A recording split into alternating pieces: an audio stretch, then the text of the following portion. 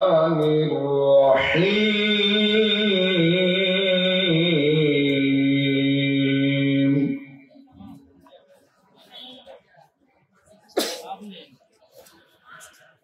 منها خلقناكم وفيها نعيدكم ومنها نخرجكم تارة أخرى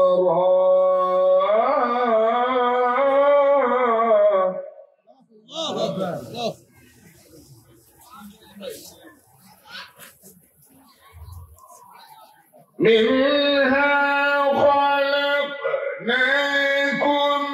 وفيها نعيدكم ومنها نخرجكم تارة أخرى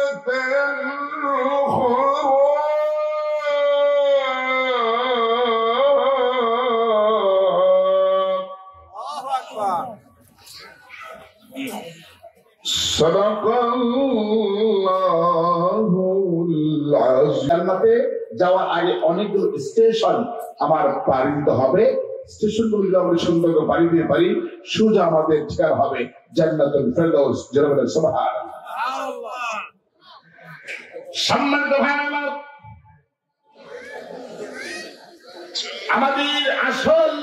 আমাদের আদি পিতা হযরতে আদম আলাইহিস সালাতু ওয়াস সালাম এবং আমাদের মা হযরতে হাওয়া আলাইহিস সালাতু ওয়াস সালাম দুইজনকে আল্লাহ পাক যখন বানার পরে জান্নাতে পাঠিয়ে দিলেন। জান্নাতের মধ্যে বললেন সেখানে খাও, সেখানে পান করো, কিন্তু একটা কথা বলে দিলেন, ওয়ালা তাকরাবা হাদিহি শাজারা ফাতাকুনা মিনাল জালিমিন। ও মুসলমান, আমার আল্লাহ এইভাবে বললেন, ও আদম এবং হাওয়া, জান্নাতে তোমাদেরকে সেখানে থাকার জন্য আমি স্থান করে দিলাম, সেখানে খাও আর পান করো। তবে এই যে গন্ধম গাছ, সেই ফল খাওয়া তো দূরের কথা, কাছেও তুমি যাবে না। সংক্ষিপ্ত বলছি, শয়তান দুইজনকে ধোঁকা দেওয়ার চেষ্টা করেছে। হযরত আদম আলাইহিস সালামকে বুঝাইছেন যে খাইলে ভালো হবে। আদম আলাইহিস সালাম বলছেন না না, খাবো না। সব শেষে হযরতে হাওয়া আলাইহিস সালামের কাছে বললেন, মহিলা মানুষ তো একটু মনটা নরম বলে গেছে। এরপরে হযরতে হাওয়া আলাইহিস সালাম আদম আলাইহিস সালামকে বলার পরে দুইজনেই খাইল। فأزلهما الشيطان عنها فأخرجهما مما كانا فيه। শয়তান তাদেরকে পরস্পরণ ঘটালো, খানা খেয়ে ফেললো। খাওয়ার পরে এবার পেশাব পায়খানা প্রয়োজন হয়ে গেল। কারণ আল্লাহ রাব্বুল আলামিন জান্নাতের মধ্যে যত রকম খানা খাবেন, খানার পরে পেট ভরে খাবেন, খাওয়ার পরে আপনি পেশাব পায়খানার প্রয়োজন হবে না। একটা ঢেকুর দিবেন, ঢেকুরটার সাথে সাথে সব খানাগুলো হজম হয়ে যাবে। জোরে বলেন সুবহানাল্লাহ। আমার ভাইরা, এবার আদম আলাইহিস সালাম পেশাব পায়খানার প্রয়োজন হয়ে গেল। আল্লাহ রাব্বুল আলামিন বলছেন, এখানে জায়গাটা পেশাব পায়খানা তৈরি করা হয় না, তাহলে তোমরা দুনিয়াতে চলে যাও, জান্নাতে আর থাকার জায়গা এখান থেকে যাও। আল্লাহ বিতু মিনহা জামিআ, তোমরা দুজন সেখান থেকে বের হও, চলে যাও, জান্নাত থেকে যাও। আল্লাহ পাক জান্নাত থেকে দুনিয়া দিলেন। হযরত আদম আলাইহিস সালামকে আল্লাহ পাক পাঠাইলেন শ্রীলঙ্কায়, হযরত হাওয়া আলাইহিস সালামকে পাঠাইলেন জেদ্দায়। 300 থেকে 350 বছরের কারা শুরু করলেন, কাটলেন কিভাবে? শুধু বলে আল্লাহ কি করবে এখন দুইজন দুই জায়গায়। হাওয়া আলাইহিস সালামকে খবর আপনি জানেন, যারা হজে গিয়েছেন, উমরা গিয়েছেন, আমি বারবার দেখেছি। জেদ্দা এবারও মাত্র 1 থেকে 1.5 মাস আগেই মাত্র আমি আসছি মদিনা এবং মক্কা থেকে। ওই যেখানে জেদ্দা যাওয়ার পরে মসজিদে কাসাসের সাথেই সেখানে হলো একটি জায়গা আছে, নাকবারে হাওয়া আলাইহিস সালামের খবর। যাহার ভাড়া 350 বছর কান্নার পরে দুজন এই কথাই বলে আল্লাহর কাছে দোয়া করলেন, রব্বানা, সবাই বলেন রব্বানা যালামনা আনফুসানা ওয়া ইল্লাম তাগফির লানা ওয়া তারহামনা লানাকুনান্না মিনাল খাসিরিন।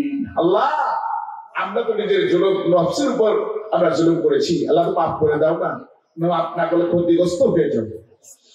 আমার ভাইরা, আল্লাহ রাব্বুল আলামিন দুইজনের কথাকে কবুল করলেন। কবুল করার পরে বেচারেন হযরত আদম এবং হাওয়া আলাইহিস সালামকে নিয়ে জিবরিল মাধ্যমে দুইজনকে নিয়ে আসছেন আরাফার ময়দানে। একটি পাহাড় আছে, পাহাড়টার নাম হলো জাবালুর রহমান। বেশি উঁচু না, এই পাহাড়ে উঠে অনেক মুসলমান যায়, আমরাও গেছি, অনেকবার গিয়েছি। ওই পাহাড়ের উপরে একটা খুঁটি আছে, ওই খুঁটির মধ্যে হেলান দিয়া আল্লাহ নবী বিশ্বনবী সাল্লাল্লাহু আলাইহি সাল্লাম তিনি বিদায় হজের ভাষণ দিয়েছিলেন এবং কোরআনের সর্বশেষ আয়াত নাযিল হয়েছে এখানে। ওই পাহাড়টা বড় পাহাড়। اليوم أكملت لكم دينكم وأتممت عليكم نعمتي ورضيت لكم الإسلام دينا। الله أكبر। আল্লাহ প্রশংসা করলে আল্লাহ কি খুশি হয় না?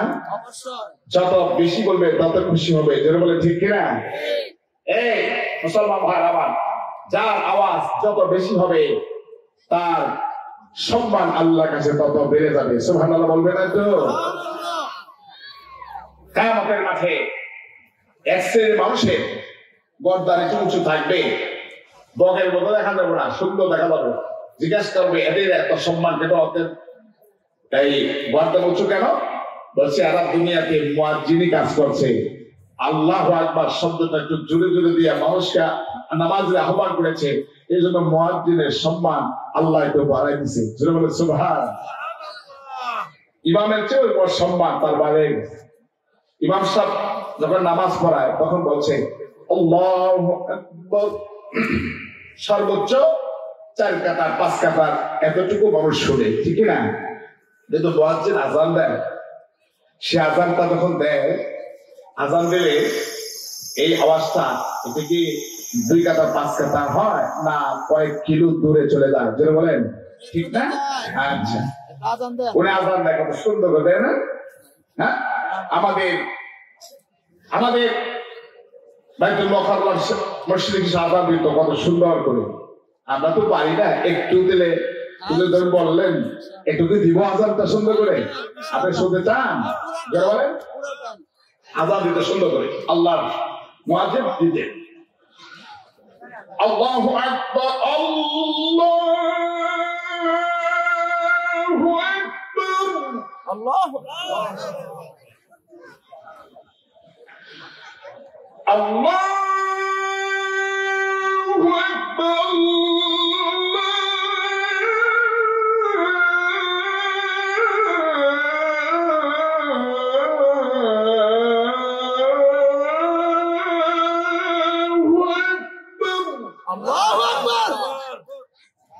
আওয়াজটা দিল, এটা অনেক উঁচু উঁচু যায় নাই, অনেক দূরে যায় নাই। মক্কা আমরা যাই, সেখানে আযান দেয় এত সুরে, খুব ভালো লাগে। আমরা যখন শুয়ে থাকি রুমে, তাহলে আযান দিচ্ছে দিয়ে ফিরি। মদিনাতে আযানটা দেওয়ার সাথে সাথে বলতে হয় না যে নামাজে যাও, মানুষের চোখের পানি এমনি বেরিয়ে। কি আওয়াজ! আল্লাহর নামের মধ্যে একটা সুন্দর মধুর মধুর মধুর মতো একটা আওয়াজ হয়। যেটা বলেন ঠিক কিনা? আওয়াজ আল্লাহু আকবার,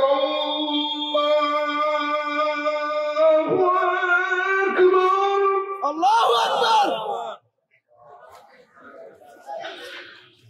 আল্লাহু আকবার,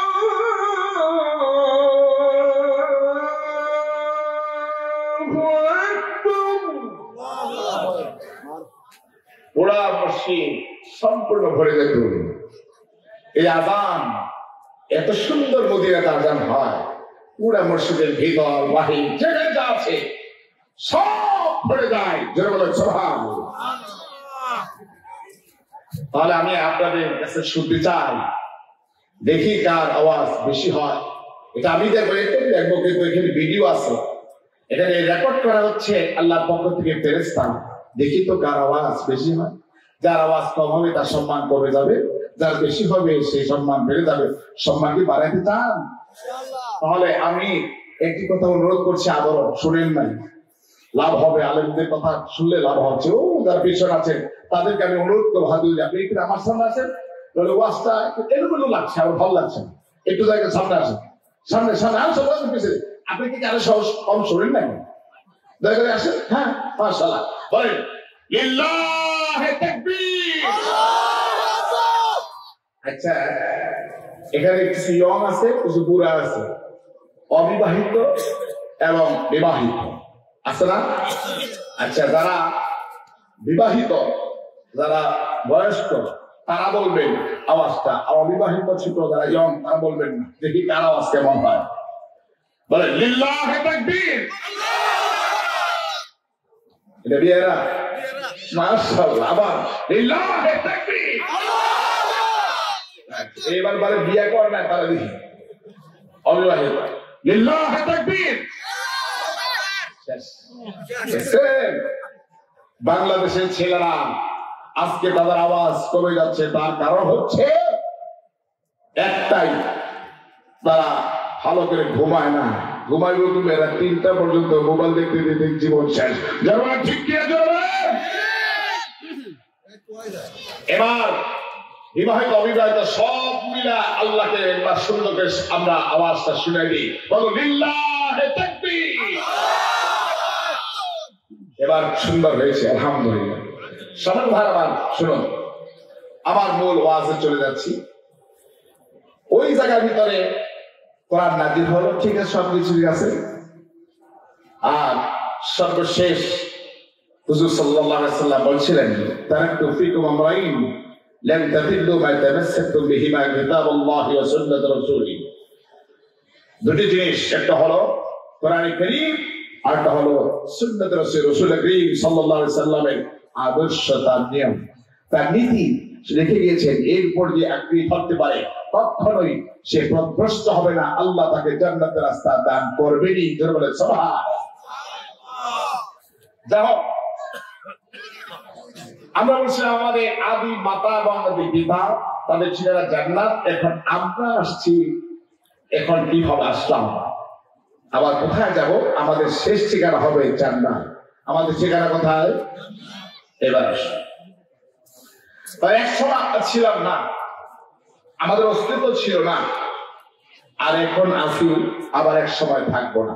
এটাই হলো মূল কথা, ওয়াজের মূল পয়েন্ট। আমি বলে দিলাম, এবার আসুন, বলুন আমরা এক সময় ছিলাম না, বলুন আমরা এক সময়, এখন আসি, ভবিষ্যৎ আবার। এখন এই যে জগৎগুলো পাই, এই জগৎটা আমি বলবো। আমার ভাইরা, রোহের জগতে ছিলাম, আমার আল্লাহ জিজ্ঞাসা করেছিলেন, আলাস্তু বিরাব্বিকুম, আমি কি তোমাদের প্রভু নাই? সেদিন আমরা সবাই বলেছিলাম কালু বালা, হ্যাঁ অবশ্যই আপনি আমাদের প্রভু, আপনি আমাদের বলে রব। রোহের জগৎ থেকে আল্লাহ রাব্বুল আলামিন সিরিয়াল মেইনটেইন করে সুন্দর করে আমাকে আপনাকে বাবার মাধ্যমে মা গৃহিণী আল্লাহ পাক প্রবেশ করালেন। মা গৃহিণী যখন আসলাম, কোনদিন আর ভাবি না, সবাই মনে করছি এটাই মনে হয় আমার শেষ জায়গা, এটাই মনে হয় আমার গন্তব্যস্থল, এটাই মনে হয় সর্বশেষ জায়গা। আল্লাহ পাক বলেছে, না না না, তোমার আসল জায়গা আসো নাই, এখানে একটা মাত্র স্টেশন, আরো কয়েকটা স্টেশন হবে, পাড়ি দিয়ে এরপর তোমার আগের জায়গা জান্নাতে তোমরা প্রবেশ করতে পারবে। ও আমার ভাইরা, আল্লাহ রাব্বুল আলামিন মা গৃহিণী আল্লাহ আমাদেরকে প্রবেশ করালেন বাবার মাধ্যমে। আল্লাহ পাক কি সুন্দর করে আমাদের তৈরি করেছেন। আমাদের প্রথম অস্তিত্ব ছিল না। হাল আতা আলাল ইনসানি حين من الدهر لم يكن شيئا مذكورا তোমাদের অস্তিত্ব ছিল না, কিছুই ছিল না, আমি আল্লাহ তোমাদেরকে সুন্দরকে মানুষ রূপান্তরিত করেছি। কিভাবে? আমার ভাই আল্লাহ রাব্বুল আলামিন কোরআনে কারিমে ইরশাদ ফরমান ফালইয়ানজুরিল ইনসানু মিম্মা খুলিকা খুলিকা মিম্মা দাফিক ইয়াখরুজু মিন বাইনিস সালবি ওয়াত তারাইব। আল্লাহ পাক বলেন তোমরা কি চিন্তা করেছো, ফিকির করেছো কি দিয়ে আমি কিভাবে তোমাকে আমি আল্লাহ তৈরি করেছি? পানি দিয়ে, যে পানিটা তোমাকে আমি আল্লাহ রাব্বুল আলামিন সংরক্ষণ করেছি তোমার বাবার মেরুদণ্ড হাড়ের ভিতরে, এবং তোমার মার পঞ্চবস্ত্রকে আমি হেফাজত করেছিলাম। আমি আল্লাহ রাব্বুল আলামিন ওই নুতফাকে তৈরি করেছি, মাটির নির্যাস দিয়ে তৈরি করেছি, অতএব তোমাকে আমি মাটি থেকে আমি আল্লাহ তৈরি করেছি। জন্য সূরা মুমিনের ভিতরে 18 নম্বর পৃষ্ঠা আল্লাহ পাক বলছেন ওয়ালাকাদ খলাকনাল ইনসানা মিন সুলালাতিন মিন তিন। নিশ্চয় আমি 18 নম্বর পৃষ্ঠা প্রথম পৃষ্ঠা আল্লাহ পাক বলছেন নিশ্চয় আমি মানুষকে তৈরি করেছি মাটির নির্যাস থেকে। কিভাবে? আমার ভাই আল্লাহ রাব্বুল আলামিন বলে বান্দা শোনো, তোমার বাবা তোমার মা যে চাউল দিয়ে ভাত খাইলো, যে তরকারিটা খাইলো, লাউ খাইলো, সিম খাইলো, আলু খাইলো, টমেটো খাইলো, গাজর খাইলো, ফল ফ্রুট খাইলো, যাই খাইলো সব কিছুই তো আমি আল্লাহ মাটি থেকে আমি আল্লাহ তৈরি করেছি। মাটি ছাড়া কিছু হয়? ছাদের ভিতরে ফল বাগান করছে, ওখানে মাটি দেওয়া লাগে নাই? টপের ভিতরে মাটি দিছে কিনা জোরে কম? আল্লাহ পাক মাটি দিয়ে। আল্লাহ রাব্বুল আলামিন 30 নম্বর পারা 3 নম্বরে সূরা আবাসের ভিতরে আল্লাহ পাক এইভাবে বোঝাই দিয়েছেন ফালইয়ানজুরিল ইনসানু ইলা তাআমিহি আন্না সাবাবনাল মা'a সাব্বা সুম্মা শাকাকনাল আরদা শাক্কা فأنبتنا فيها حبا وعنبا وقضبا وزيتونا ونخلا। الله প্রশংসা করে যে আল্লাহু আকবার। আল্লাহ পাক বলে বান্দা তুমি কি লক্ষ্য করেছো তোমার খাদ্য কিভাবে আমি তৈরি করেছি? শুকনো জমিনে তুমি যাই কিছু বলো সেখানে কিছুই হবে না। শুকনা জমিনে তুমি যদি ধান বড়, যেগুলো তুমি গাছ বপন করো কিছুই হবে না। আমি আল্লাহ রাব্বুল আলামিন মুষলধারে বৃষ্টি দেই, ফান্না সাবাবনাল মা'a সাব্বা, মুষলধারে বৃষ্টি দিয়ে সুম্মা শাকাকনাল আরদা শাক্কা, ওই শুকনা জমিটাকে আমি বিদীর্ণ করে দিই, পেট ফাটিয়ে দিই, এরপর নরম করি, এরপরে তুমি সেখানে বপন করো, সেখান থেকে শস্য হয়, গম হয়, খেজুর হয়, সেখান থেকে আমি আল্লাহ তোমার জন্য খাদ্যের ব্যবস্থা করে থাকি। জোরে বলেন সুবহানাল্লাহ। সব করেছি আমি। দেখো মার রেহেমে চলে আসলাম, এবার খেলাধুলা শুরু করছে, খেলাধুলা শুরু করছে, লড়ে বলছে আর যাবো না, আর যাবো না। আল্লাহ বলছেন না, তোমার যেতেই হবে। এখানে স্টেশন, আরো তো স্টেশন আছে, মার পেটে ভিতরে খানা খাবো। আরে আল্লাহ কত সুন্দর করে আমাদেরকে বানাইছে, কি মায়া করে আবার স্টেশন গুলো আমাদেরকে হেফাজত করেছেন। হুকুম দিলেই শেষ অ্যাক্সিডেন্ট হতো, কিন্তু অ্যাক্সিডেন্ট হয়নি, আল্লাহ হেফাজত করেছেন। সেখানে খাদ্যের প্রয়োজন নরম খাদ্য। কোথায় কি খাবো? আল্লাহ পাক আমার আপনার মাল প্রতি মাসে যে মাসিক নির্গত হত রক্ত সেটাকে বন্ধ করে দিয়েছেন। আর ওই রক্তটা আমার আপনার খাদ্য ব্যবস্থা মুখ দিয়ে না খাওয়াইয়া নাভির সাথে একটা সংযোগ করে পাইপ দিয়ে এখানে খাদ্য ব্যবস্থা করে দিয়েছিলেন। কারণ হচ্ছে এই মুখ দিয়ে তুমি আল্লাহর প্রশংসা করবা, মুখ দিয়ে ওয়াজ করছ, মুখ দিয়ে কোরআন পড়বা, সত্য কথা বলবো, ভালো কথা বলবা, মিথ্যা আত্মস্বরিবা। এই মুখ পবিত্র রাখার জন্য রক্ত মুখ দিয়ে না খাওয়ায় নাভির সাথে খাওয়াই দিয়েছিল। যখন আল্লাহ পাক সময় হলো বাস হুকুম দিলে আমি আসলাম দুনিয়াতে। আসার পরে এবার কি খাবো সেটা আল্লাহ ব্যবস্থা করেছেন। আমরা কই খাবো কি, 4-5টা ছেলে মেয়ে যদি হয় খাবো কি, খাওয়াবো কি? খাওয়ানোর দায়িত্ব কি আপনার? জনগণের কাজ।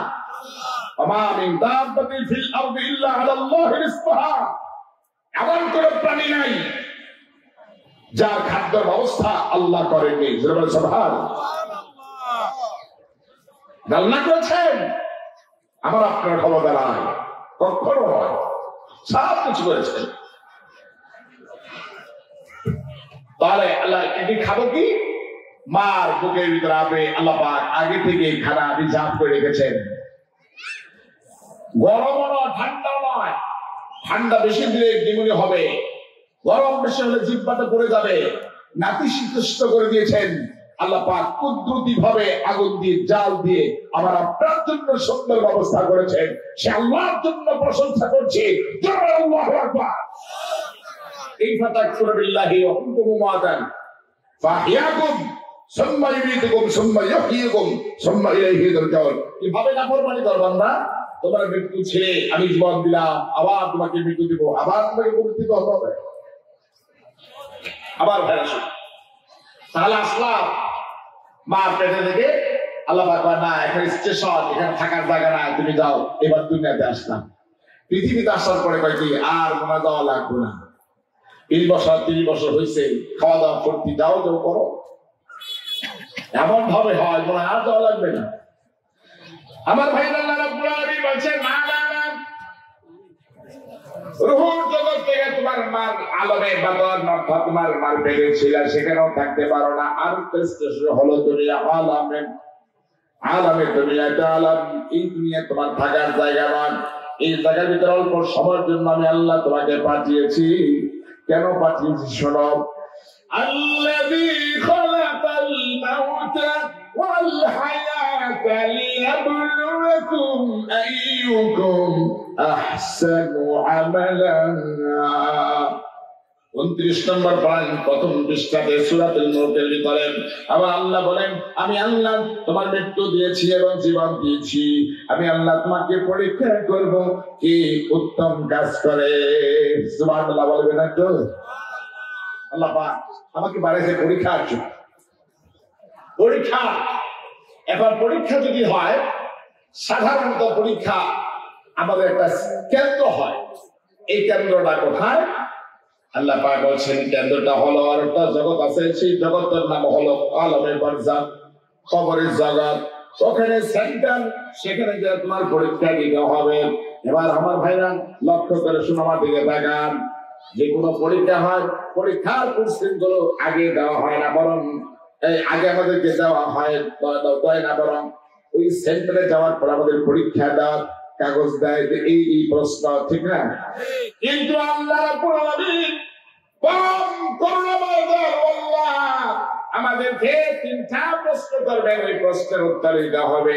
ওই প্রশ্নগুলো শেখার জন্য আল্লাহ পাক দুনিয়াতে 50 থেকে 60 বছর 100 বছর আল্লাহ হায়াত দিয়েছেন। এটা আল্লাহর কৃপা ছাড়া কিছুই না। বলে ঠিক কিনা? যদি প্রশ্ন কি করবে এটা না করতে, তা আরো বিপদ করতাম, সর্বনাশ। আল্লাহ পাক বলছেন দুনিয়ার থাকার জায়গা না, তোমার জায়গা কবর। ওই কবরে যেতে হবে। কবরে যখন যাবে মানুষ, তো কবরে যাওয়ার আগে তো আমার মৃত্যুটা হতে হবে। এই মৃত্যুটা খুব কঠিন এক জিনিস। এখান থেকে কেউ বাঁচতে পারেও নাই, আর বাঁচতেও পারবেও না, ঠিক কিনা? গরিব হয়, দুঃখী হোক, রাজা হোক, বাদশাহ হোক, প্রেসিডেন্ট হোক, একজন পাইলট যদি হয় সেও মারা যায়, একজন সাধারণ একটা রিক্সা চালক সেও মারা যায়, দিন মজুরও মারা যায়, রাজা প্রজারা মারা যায়। কেউ মৃত্যু থেকে রেহাই পায় না, পাবেও না, কেউ বাঁচতে পারে না, যেমন ঠিক কিনা? কুল্লু নাফসিন যায়িকাতুল মাউত। যার জীবন আছে তার মরণ আছে, অবশ্যই এখান থেকে পার পাওয়া যাবে না। আল্লাহ পাক বলছেন বান্দা তুমি কোথায় পালাবে? পালানোর জায়গায় পাইবা না। কোরআন বলছেন আইনামা তাকুনু ইউদরিকুমুল মাউত ওয়ালাউ কুনতুম বুরুজিন মুশাইয়াদা। তুমি যদি একটা দুর্গ বানাও যেখানে সেকেন্ড যেতে পারে না, তুমি যদি বলো মালাকুল মউত যেতে পারবে না, এটা ভুল ধারণা।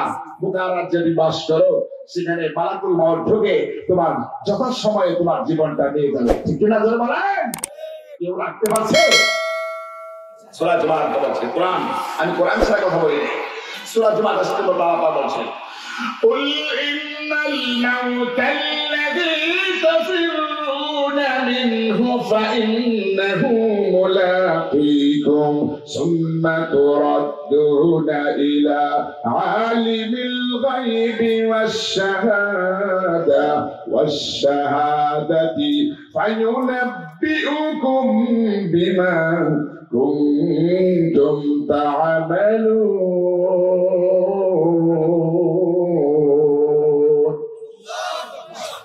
আল্লাহ পাক বলছে, নবী আপনি বলে দেন, তোমরা যদি মরণ থেকে মৃত্যুতে পলায়ন করো, কিন্তু মৃত্যু তোমার যে পলায়ন করবে না, তুমি যেখানে যাবে সেখানে মৃত্যু যাবে। তার মৃত্যুটা আমার আপনার অনিবার্য, কিন্তু মৃত্যু অত্যন্ত কঠিন। আমি বিস্তারিত বলবো, আমার বড় আলেম আছে, শুধু একটু বলছি, তাজা ছাগল জবে ছাড়া যদি তার চামড়াটা যদি ছিলে, তাহলে হ্যাঁ ভাগ আওয়াজ করবে, কত কষ্ট হবে সেই বুঝে একটা কোটি কোটি কোটি দিন কষ্ট হবে। একটা মানুষের জীবন যখন মালাকুল মউত দিয়ে যায়, কিন্তু যদি আপনি তেমন রাখবেন, যদি কোনো মানুষ ঈমানদার হয়, যদি ঈমান অবস্থায় মৃত্যুবরণ করে, তার যদি আল্লাহ তার প্রতি খুশি হয়, তার মৃত্যুটা হবে এবং যে সে তার মার কোলে শুয়ে শুয়ে দুধ খাচ্ছে, খাইতে খাইতে পান করতে ঘুমায় পড়ছে, তেমন কোন বুঝতে পারে না, তো এবং জীবনটা নিয়ে যাবে সে বুঝতেই পারবে না। শুধু তাই নয়, ফেরেশতারা সাতাশ সম্রাটটায় রওনা আছে, বর্ণনা আছে, তার সামনে জান্নাতের সব দৃশ্য তার সাথে স্থাপন করবে। দেখো জান্নাতে দেখার সাথে সাথে তার সব দুনিয়ার দুঃখ সব ভরে যাবে, আর বলবে আমাকে নিয়ে যাও, আমি দুনিয়াতে থাকবো না, জান্নাতেই যেতে চাই।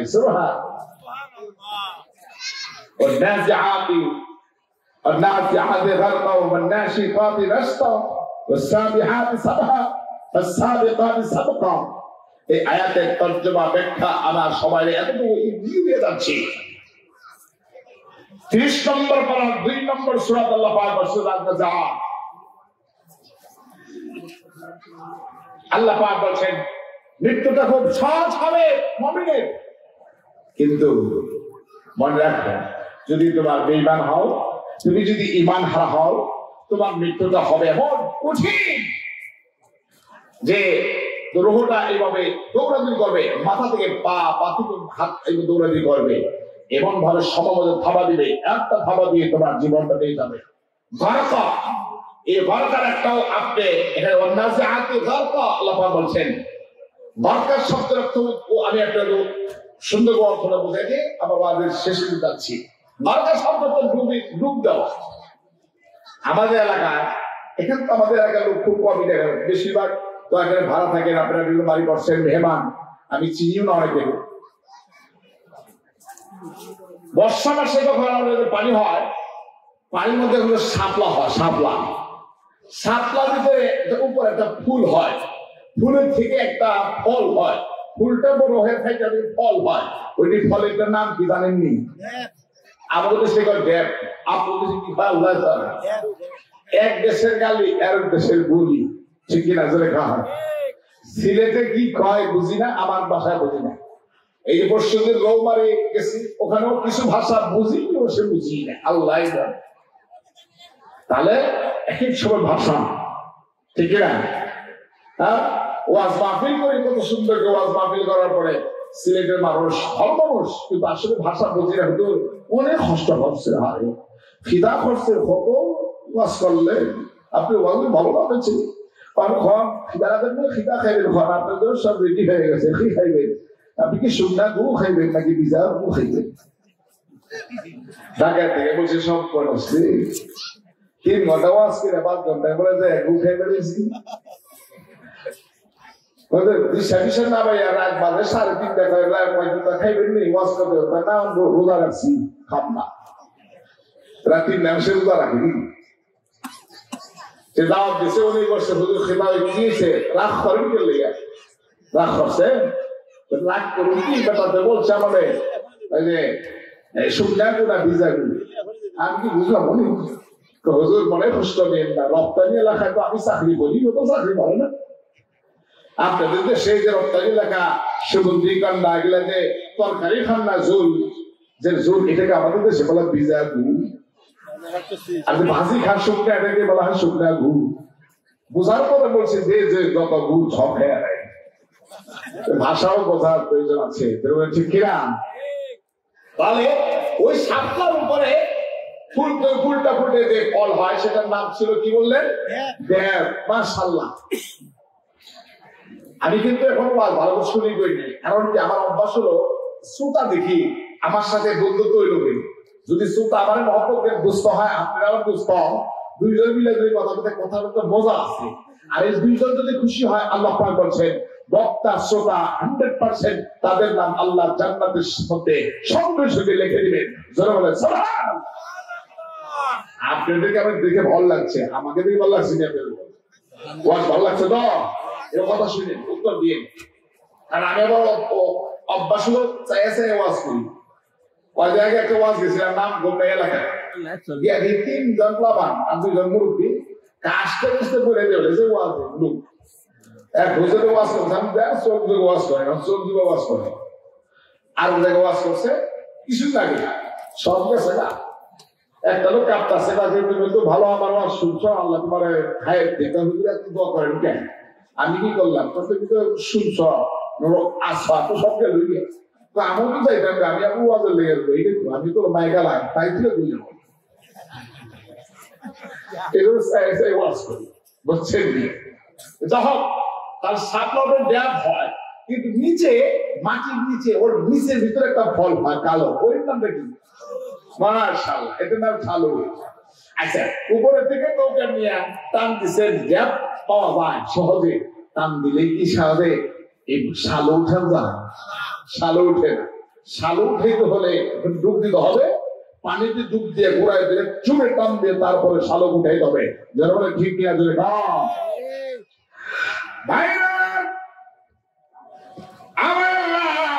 ঘোষণা করেছেন বান্দা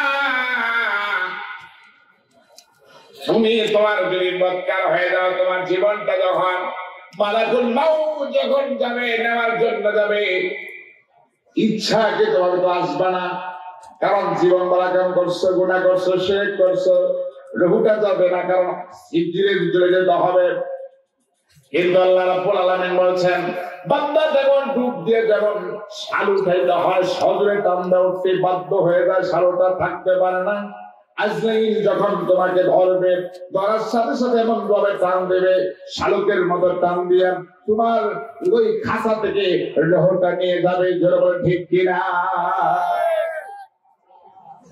জগৎ আমার জগৎটা হচ্ছে দুনিয়া এই থাকার জায়গা নয় এটা আল্লাহ বুঝাইলেন তাহলে স্টেশন একটা ছিল রোহর জগৎ আটটা হলো মার পেটের জগৎ আটটা স্টেশন হচ্ছে দুনিয়া এই দুনিয়া থেকে আমার কবরে যেতে হবে এই কবরটা হবে আল কবরু রাউজুল মিন রিয়াজিল জান্নাহ জান্নাতে টুকরা হবে আন্নাহা জাহান্নামে ওয়াতা হুফরাতু মিন হুফারিল্লাহ জাহান্নামের আলোচনা যখন করলো বিশ্বনবী সাল্লাল্লাহু আলাইহি সাল্লাম হাওয়া করে সাহাবারা কাঁদবে হারে চোখের পানিগুলো ছেড়ে গেলে কাঁদবে মুসলমানের সবচেয়ে প্রথম প্রশ্ন হচ্ছে কবর যদি সেই ইমিগ্রেশন পার হয় অন্যান্য খাতিগুলো আল্লাহ সহজেই পার করে দেবে আমরা যখন হজে যাই যে কোনো দেশে যাই ইমিগ্রেশন প্রথমটা যখন সহজ হয় বাকিগুলো এমনি সহজ হয় তাহলে ইমিগ্রেশন কবর খুব কঠিন যখন ওয়াজ করলেন সবাই কাঁদবে হযরত ওসমান রাদিয়াল্লাহু তাআলা কবরের পাশ দিয়ে গেলে কাঁদতেন চোখের পানিগুলো ছেড়ে দিয়ে ভাসতে হতো তারই বেশি দিত সাহাবায়ে ডেকে বলেন ওসমান ভাই কবরের পাশ দিয়ে গেলে তো কাঁদবে অন্য সময় তো কাঁদবেন না তার কারণ হযরত ওসমান রাদিয়াল্লাহু তাআলা বলেন ভাইরে বিশ্বনবী আমাদেরকে মেসেজ দিয়েছেন সেটা আল্লাহর পক্ষ থেকে তাহলে খবরটা হলো ইমিগ্রেশন। প্রথম খবর যদি সেখানে ধরা খায় যায় চেয়ারতে কঠিন কারে কিছু হয় না, তাহলে বাম পাশের পাজার আর ডান পাশের পাজারের হাড্ডি গুলো ঢোকে কনফার করে ভেঙে যাবে। এই জন্য কাঁদতেছি না জানি কোনো ধরা খেয়ে যায়। অথচ আশারে মুবাশশারা একজন, এরপরে হচ্ছে উনি হলেন রাদিয়াল্লাহু আনহুম ওয়া রাদু আন, আল্লাহ যাকে খুশি হয়ে গেছে দুনিয়াতে জান্নাতের সার্টিফিকেট পেয়েছেন, তারাই কাঁদতেছেন আমার আপনার খবর কোথায়? আমার সমাজ তাই নয়, মা বোনেরা লক্ষ্য করে শোনেন, হযরত খাদিজাতুল কুবরা রাদিয়াল্লাহু আনহা চোখের পানিগুলো ছেড়ে দিয়ে কাঁদতেছেন। নবীজি বলেন, খাদিজা তুমি কেন কাঁদো? খাদিজা চোখের পানিগুলো ছেড়ে দিয়ে কাঁদে আর বলেন, হুজুর আপনি হলেন সাইয়্যিদুল মুরসাল খাতামুন নবিয়্যিন, আশরাফুল আম্বিয়া, সকল নবীর নবী সভাপতি, আর আপনি হলেন আমার স্বামী। আপনার কাছে একটি আবদার হচ্ছে, মানবেন কি মানবেন না বলুন? হযরত খাদিজা দেখে বলছেন, খাদিজা যখন বললেন, ঈশ্বরী বলছেন, খাদিজা তোমার কথা কেন মানবো না? আমার দুঃসময় যখন আমার পাশে কেউ ছিল না, আমার বাবা নাই, আমার চাচারা পর্যন্ত সবাই দূরে সরে যায়, আমাকে ব্যত্যাঘাত করে, আবু লাহাব মারে, আবু জেহেল মারে, সবাই মারে, আমাকে মারে, আমার পাশে কেউ ছিল না। তখন দুঃসময় সেদিন একমাত্র পাশে ছিলে তুমি। হযরত খাদিজা কুবরার সম্পর্কে বিশ্বনবী বলছেন, তৎকালীন সময় তার যে সম্পদ ছিল স্বর্ণই কমপক্ষে ছিল 15 মণ স্বর্ণ। যেন বলে সুবহানাল্লাহ, 15 মণ স্বর্ণ। হিসাব করে 15 ভরি নয়, 15 তোলা নয়, এলা কত টাকা হয়তো খাদিজা আল্লাহ দিয়েছিলেন, আরো সম্পদ যা দিয়েছিলেন, টাকা পয়সা স্বর্ণ গহনা। হযরত খাদিজা ইসলাম গ্রহণ করলেন, তখন মহিলাদের বয়স্ক মহিলাদের মধ্যে সবচেয়ে প্রথম হযরত খাদিজা ইসলাম গ্রহণ করেছেন। এরপর যখন বিবাহ হয়েছে, হওয়ার পরেও হযরত খাদিজা বলছে, ইয়া রাসূলুল্লাহ, হাবিবাল্লাহ, আমার স্বর্ণ, আমার গহনা যা আছে, স্থাবর যা আছে, সব আল্লাহ সন্তুষ্টির জন্য, আপনার জন্য, ইসলাম ধর্মের জন্য সবকিছু আমি অর্থ করে দিয়ে দিলাম। চিৎকার করে বলুন সুবহানাল্লাহ। আমার কিছুই প্রয়োজন নাই, নিয়ে যাবো তো। খাদিজা দুঃসময়ে কি করে আমার হেল্প করেছে, আমার সাহায্য করেছে, ইসলাম সমন্বিত করার জন্য, ইসলামের পতাকা উড্ডীন করতে গেলাম, যা যা প্রয়োজন আছে। ওই সময়ে চতুর্পাশে শত্রু ছিল, একজন বন্ধু ছিল না। ওই সময় তুমি আমাকে হেল্প করেছো, সাহায্য করেছো। আমি নবী তোমার কথাগুলো ছেড়ে দিব না। বলো তোমার কি আরজি আছে? হযরত খাদিজা একেবারে হলো, আমার 3টা আরজি আছে আপনার কাছে। 1 নাম্বার আরজি হলো, আমার যখন মৃত্যু হয়ে যায়, মৃত্যু তো হবে, মৃত্যুর পর আমাকে যে কাফনের ব্যবস্থা করবেন।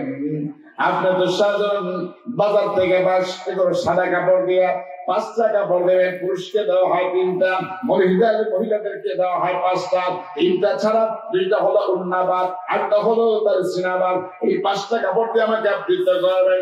আমি একটা দিন চোখের পানিগুলো ছেড়ে দিয়ে বলে, হুজুর আমার কাপড়ের ব্যবস্থা ওই সাদা কাপড়টা করবেন না, সেটা পুরান কাপড় হোক। যে কাপড়টা আপনি পরিধান করেছেন, আপনি যে জুব্বা গায়ে দিয়েছেন, ওই জুব্বা পুরান একটা জুব্বা গাইটা আমার কাপড়ের ব্যবস্থা আপনি করবেন কিনা? জোরে বলেন সুবহানাল্লাহ। নবীজি দেখে বলেন, খাদিজা আমার জুব্বা দিয়ে তোমার জন্য কাপড়ের ব্যবস্থা করে তোমার কি লাভ হবে? খাদিজা চোখের পানিগুলো ছেড়ে দিয়ে কাঁদবে আর বলে, ইয়া রাসূলুল্লাহ, হাবিবাল্লাহ, আমি তো জাহান্নামের ভয় পেয়েছি, আমি তো কবরের জন্য ভয় পাইতেছি। আমি এই ব্যাপারে নিশ্চিত আমি জানি, যদি আপনার পরিহিত কাপড়টা আপনার শরীরে ঘাম ঝুলাইয়া গেছে, ওই কাপড় দিয়ে যদি আমাকে কাপড়ের ব্যবস্থা করা হয়, কবরে ঝুলে রাখা হয়, কবরের আযাব সবাই যদি গ্রাস করে, আমাকে গ্রাস করতে পারবে না, জাহান্নামের আগুন আমাকে স্পর্শ করতে পারবে না। জোরে বলেন সুবহানাল্লাহ।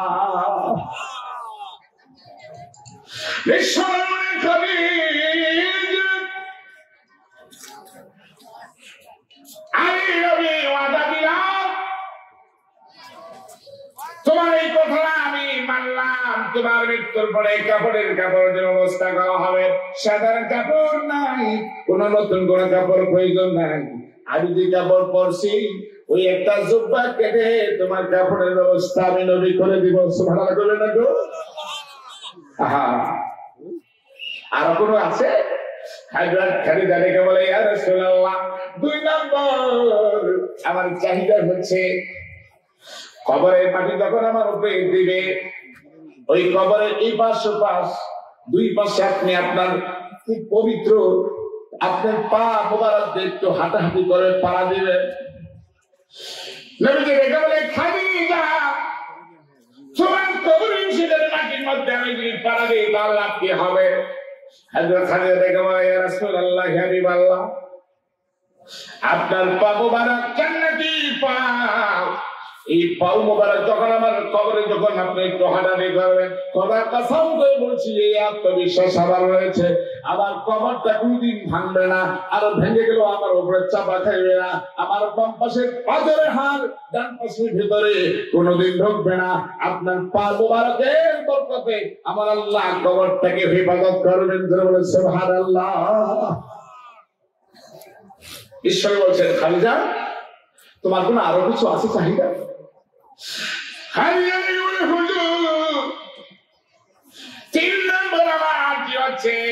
মানুষ যখন কবর করে দেওয়ার পরে সবাই চলে আসবে, সবাই যাওয়ার পরে যাওয়ার পরে নাকি ফেরেশতা আসবে, আমাকে উঠাবে, আমাকে প্রশ্ন করবে, এটা জানি আমি। আপনার কাছে একবার আবদার হচ্ছে, দুনিয়া কিছু চাই না, আপনার কাছে একটা চাই, আপনি আমার কবরে সেখানে বসে থাকবেন। যতক্ষণ পর্যন্ত 3টা প্রশ্নের উত্তর আমি না দিতে পারবো, ততক্ষণ পর্যন্ত আপনি এখান থেকে যাবেন না। নবীজি বলে, খাদিজা আমি এই কথা দিলাম, যাও, তোমাকে কবর দেওয়ার পরেও আমি এখানে বসে থাকবো। কবর দেওয়া হলো, 3টে কথা সব মানলই। খাদিজাকে কবর দিয়ে সব মানুষ চলে গেল। বিশ্বনবী সেখানে বসে আছেন। আমার ভাইরা কিছুক্ষণ পরে আল্লাহ রাব্বুল আলামিন আওয়াজ দিয়ে বলছেন, হে আমার দোস্ত, আপনি এখানে বসে থাকবেন কেন? আপনি বসে থাকার প্রয়োজন নাই। খাদিজাদের নিজের সমস্ত যৌবন, নিজের সম্পদ, টাকা পয়সা সব কিছু, স্বর্ণ গহনা সব কিছু ত্যাগ করতে পারছে, জীবনটা ত্যাগ করে দিয়েছে আমার জন্য, আপনার জন্য, ইসলামের জন্য, কোরআনের জন্য।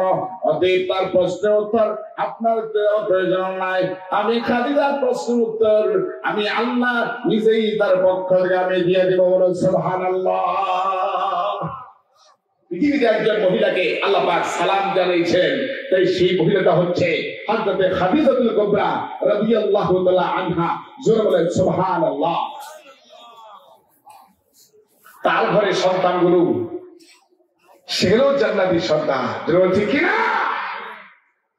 হযরত যায়েনাব রাদিয়াল্লাহু আনহা, হযরত উম্মে কুলসুম রাদিয়াল্লাহু আনহা, হযরত রুকাইয়া রাদিয়াল্লাহু আনহা, হযরত ফাতিমাতুজ জোহরা রাদিয়াল্লাহু তাআলা আনহা তার পেট থেকে হইছে, পবিত্র পেট থেকে। সুবহানাল্লাহ বলবেন না?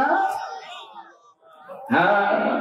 বাপ বালা যার ভোজ বালা তার, মা বালা যার জি বালা তার, আর গাই বালা যার ভোজ বালা তার, দুধ বালা তার, দই বালা তার, দই বালা তার, খাইতে বড় স্বাদ। জোরে বলে ঠিক কিনা? आपका बेटा सिपाही का घोड़ा ना हो तो गोश्त थोड़ा थोड़ा। হযরত খাদিজা যেমন তিনি আল্লাহর জন্য পাগল পারা ছিলেন, পবিত্র পেট থেকে পবিত্র সন্তান হয়েছে। আমার ভাইরা এই যে মাদ্রাসাগুলো করেছেন, এখানে মাদানিয়া কেদের হাফেজিয়া করছেন, এখান থেকে ছেলেরা সেখানে হাফেজ হয়েছে, তারা পবিত্র। মহিলা মাদ্রাসা থেকে আলেমা হাফেজা তৈরি হয়, ছেলেরা পবিত্র। ওই পবিত্র এক জায়গা হলে এই সন্তানটা হবে, সন্তানটা কোনদিন এখানে ওই কালা জাহাঙ্গীর হতে পারে না, পিচ্চি হারান হতে পারে না, সেখানে ওই জাফর মির্জাফর হতে পারে না, সেখান থেকে তাসলিম নাসরিন হতে পারে না, সেখান থেকে তৈরি হবে অবশ্যই জান্নাতি মানুষ। বলে ঠিক কিনা? আমার ভাইরা শোনো, এবার কবর, ওই কবরে যাবে, কবরে যাবে, যাইতেই হবে। কবরে যাওয়ার পরে তিনটা প্রশ্ন করে, মনে আছে তো? কয়টা প্রশ্ন? তোমার রব কে, তোমার দিন কে, তোমার নবী কে? সুন্দর করে প্রশ্ন উত্তর দিবে। রব্বি আল্লাহ, আমার রব হচ্ছে আল্লাহ। দীন আল ইসলাম, আমার দিন আমার ধর্ম হলো ইসলাম। নবিয়ুনা মুহাম্মদ সাল্লাল্লাহু। সেদিন বাংলাতে কথা বললে হবে না, ইংরেজিতে বললে হবে না, সেদিন একটা ভাষা হবে। ভাষাটার নাম কি? আরবি ভাষা। কষ্ট করতে পারে যে হুদা আরবি ভাষা কেমনে শিখি নেই, তো শিখাল লাগবে না, আল্লাহ শিখাই দিবেন। আচ্ছা, বাংলা, আমরা বাংলা ভাষা, ছোট্ট বাচ্চা তার বয়স হলো 1.5 বছর, সে তো স্কুল করে না, সে আপনাকে বলে আব্বা মজা নেই, মা পানি দাও, মা ভাত দাও, এগুলো বাংলা ভাষা। এগুলো শিখলো কেমনে? পরিবেশে সবাই বলতে বলতে ও অটোমেটিক আল্লাহকে ওই ভাষা আল্লাহ যোগ্যতা দিয়ে দিয়েছে। সুবহানাল্লাহ। না, খবরের মধ্যে সব মানুষের ভাষা একটা হয়ে যাবে অটোমেটিক, আরবিটা হবে আরবি ভাষা, ঠিক না? আসলে তো তাই। আমরা মুসলমান, আমাদের আল্লাহ কয়জন, নবী কয়জন? আচ্ছা, কোরআন কয়টা? সব একটা। তাহলে আমাদের ভাষাও একটা হয়, পোশাকও একটা হয়। সেটি যদি বুঝতে হয় তাহলে সেটা আপনি বুঝতে পারবেন আরাফায় গেলে। আরাফায় যখন আমরা বলি, আরাফায় যখন চলে যায়, সেখানে আমাদের ভাষা হয় একটা, ভাষা একটা, পোশাক, পোশাক একটা। সেই পোশাকটা হচ্ছে ইহরামের কাপড়, সবার সাদা। আচ্ছা, হজ করতে গিয়ে কালো পোশাক করছে, অন্য কোনো কালার চলে? আচ্ছা, ভাষাও একটাই, সে ভাষাটা হলো আরবি ভাষা। নারায়ে তাকবীর, আল্লাহু আকবার,